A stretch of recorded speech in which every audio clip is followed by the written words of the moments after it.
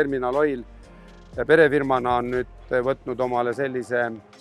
ma ei ütleks ainult kohustuse, ühtepidi on muidugi kohustuse kulu, kuid teisipidi on see ka rõõm ja eeskuju ja kindlasti annab ta ka teile ka majanduslikku tulu, kuid ma arvan teile sisse vaadates ei ole teil see ainuke otsus, et sellist asja teha, et pigem see tuleb ikka südamest, et aidata sporti, antud juhul siis autosporti, autorallit,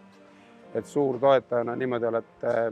käe alla pannud, õla alla pannud, see on ikka kõva värk, et nii, et igal juhul lugupidamine ja mina arvan ka, et sellest kõigest sünnib nagu väikene selline traditsioon, et tuleb ka uusi tegijaid juurde, nii et edu teile ja et see kulutus ennast ära tasuks.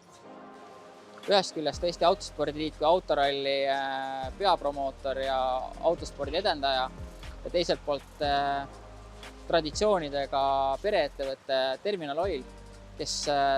väga aktiivselt areneb Eesti turule ja tahab silma paista. Et ma arvan, et see on pigem nagu kahe hea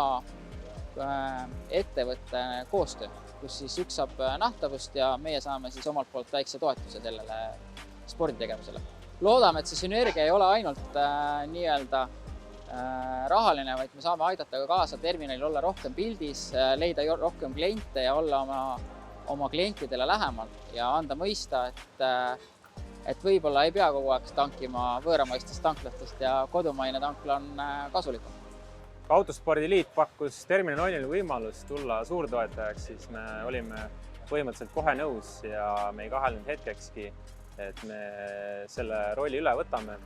ja me näeme, et see koostöö saab olema väga produktiivne.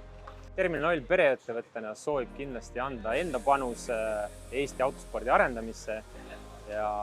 mis saaks olla parem võimalus, kui olla Eesti autoralli nimisponsor.